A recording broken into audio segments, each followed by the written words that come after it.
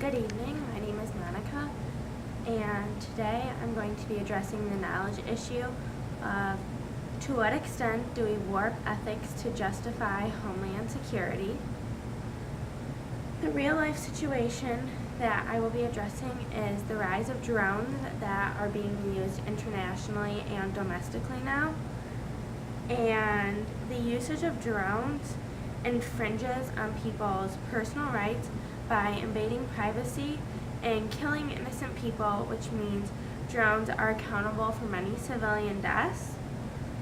And to explore this knowledge issue, I'm going to be looking at what are the ethical implications of the usage of drones internationally and domestically, in which drones are responsible for higher rates of destruction than productivity.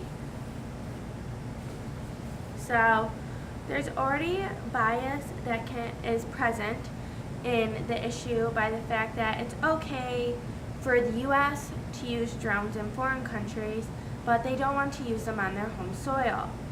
And they're highly used in the country of Pakistan, and which is a country that we're technically not even at war with. And the CIA covert operations have killed in between 475 and 891 civilians alone in the past year in Pakistan, whereas the New America Foundation puts these numbers at 261 to 305 deaths. The CIA would not even comment on this because they were considered to be covert operations. But then the question arises, what is considered to be a civilian? Under the Obama administration, the definition of a civilian in these countries with the usage of drones, that men are not considered to be civilians because all able-bodied men are considered to be militants.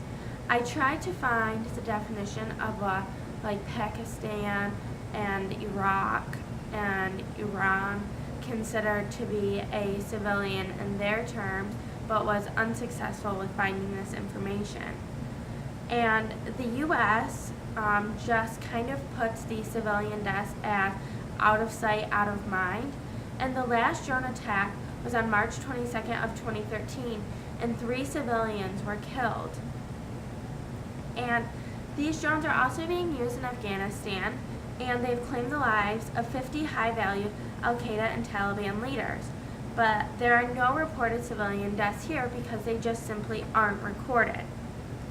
So the U.S. is trying to spread drones worldwide, and the Pentagon is trying to establish bases around the world, and the newest one is going to be forming in northwestern Africa. So limitations exist in the fact that many deaths that occur on drone missions are not reported because these missions are deemed covert. And also, drones are marketed as having zero risk and surgical precision, which makes one ask and one realize that there are uncertainties that arise with actually how accurate are drones if they have caused civilian deaths. And there's uncertainties with risk. What makes a risk? What makes something a high risk versus a low risk? And what makes something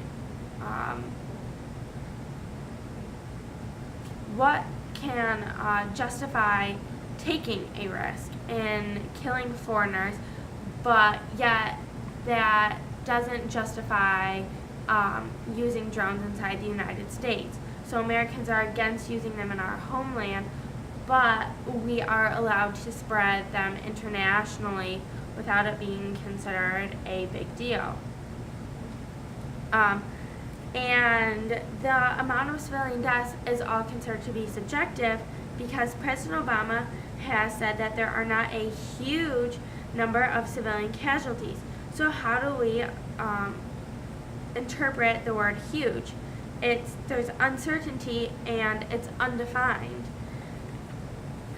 And the ordering of the Federal Aviation Administration to change rules on domestic drones without privacy protection.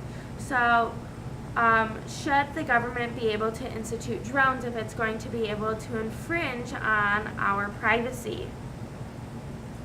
In order to overcome uncertainties, drones have positive constructive uses as well. The police will be using them to study crime scenes, farmers will use them to watch their fields, builders will use them to survey construction sites, and Hollywood will use them to make movies.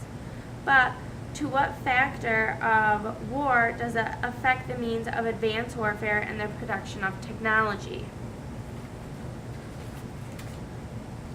So the reliability of the knowledge and the knowers of this issue is that every American and every person in this world is going to have a different perspective on the drone issue.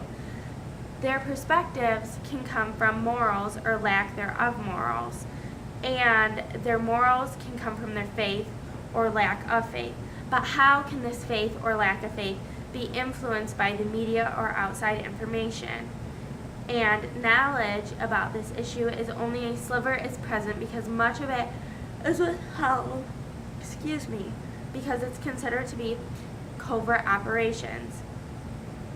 So this game of drones is now starting to come back around and affect the U.S. because China's military is expanding its unmanned combat aircraft. This new unarmed drone deployments include the recent stationing of a reconnaissance and ocean surveillance drones in Northeast Asia near Japan and the Senkaku Islands along China's southern coast. So this puts them in range of hitting the U.S. island Guam with their unmanned aircraft. But Japan has now, in retaliation, also been developing drones. But Japan has decided that their drones will be unarmed. And China is well on their way of building an unpiloted jet. This jet, the UCAV, is expected to have enough range